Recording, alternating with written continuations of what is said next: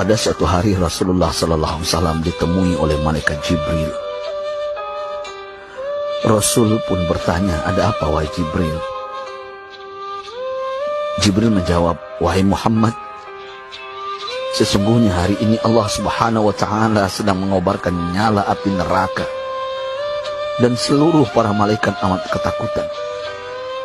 Mereka tidak tahu harus bagaimana. Untung aku ingat," kata Jibril, "bahwa engkau Muhammad adalah sumber cinta dan sayang Allah Subhanahu wa Ta'ala kepada alam semesta. Dengan alasan itu aku kesini, bertabaruk mengambil berkah dengan cinta Allah kepada dirimu, ya Rasulullah, ya Muhammad." Rasulullah terdiam beberapa saat, kemudian bertanya lagi, "Wahai Jibril, ceritakan padaku bagaimana neraka itu sesungguhnya." Jibril menjawab, "Wahai Muhammad, neraka itu bagaikan lubang-lubang yang terdiri dari 7 tingkat. Jarak antara satu lubang dengan yang lain ialah perjalanan 70 tahun.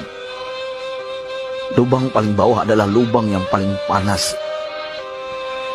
Nabi SAW meneruskan pertanyaannya, "Lalu siapakah penghuni lubang-lubang neraka itu, wahai Jibril? Sampaikan kepadaku, Jibril." Jibril menjawab, "Lubang yang paling bawah diciptakan untuk orang-orang munafik. Lubang yang berikutnya untuk penyembah berhala, lalu untuk penyembah bintang dan matahari." Jibril terus menerangkan penghuni tingkatan neraka hingga lubang yang kelima, tempat umat Yahudi, dan yang keenam dihuni oleh umat Nasrani. Setelah menjelaskan penghuni 6 tingkatan neraka, Jibril diam cukup lama. Rasulullah SAW penasaran dan bertanya kepada Jibril, "Wahai Jibril, siapakah penghuni neraka yang ke-7?" Jibril diam saja tidak menjawab. Rasulullah SAW mengulangi pertanyaannya, tapi Jibril tetap diam. Rasulullah tambah penasaran dan mendesak Jibril agar dijawab pertanyaannya. Akhirnya Jibril pun berkata, "Umatmu, wahai Muhammad, mereka itu para pelaku dosa besar di kalangan umatmu, yang dimana sampai mereka mati belum sempat bertaubat." Mendengar jawaban Jibril, Rasulullah langsung jatuh pingsan. Jibril merangkulnya dan meletakkan tubuh baginda di atas pangkuannya. Tak berapa lama Rasulullah SAW sadar dan langsung menangis bersimbah air mata dengan terisak-isak. Rasulullah mempertegas pertanyaannya, "Wahai Jibril, apakah benar ada di antara umatku yang masuk neraka?" Jibril menjawab, "Benar, wahai Muhammad, pelaku dosa besar di antara umatmu yang belum bertaubat." Setelah itu Rasulullah menghadap kiblat dan sujud kepada Allah dalam isak tangisnya. Sesekali dengan suara pelan beliau membisikkan kata-kata, "Ummati ya Rabb, ummati, ummati, ummati."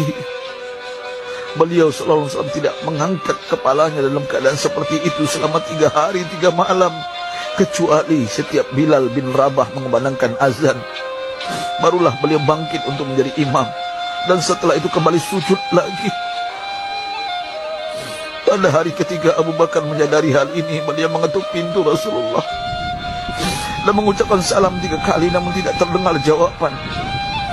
Abu Bakar sedih dan berseru di hadapan pintu Nabi besar Muhammad SAW, "Apakah ada jalan untuk masuk ke rumahmu ya Rasulullah?" Tetap tidak ada jawaban. Di jalan Abu Bakar bertemu sahabat Umar. "Mengapa engkau menangis, wahai Abu Bakar?" kata Umar. Abu Bakar menceritakan keadaan Rasulullah SAW.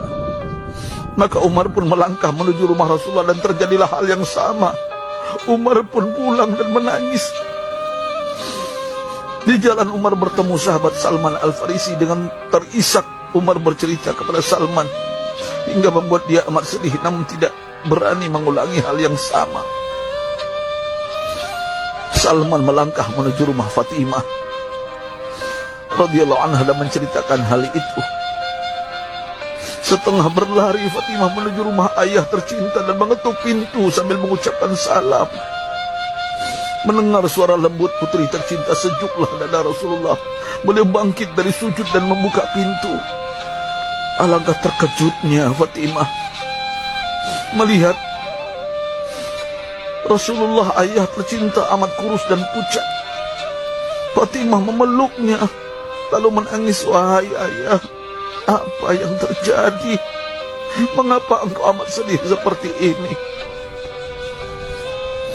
Rasulullah kembali menangis dan berkata dengan suara lirih, wahai Fatimah, belahan jiwaku, bagaimana mungkin aku tidak sedih sedangkan Jibril mengatakan akan ada kelak umatku yang akan masuk neraka.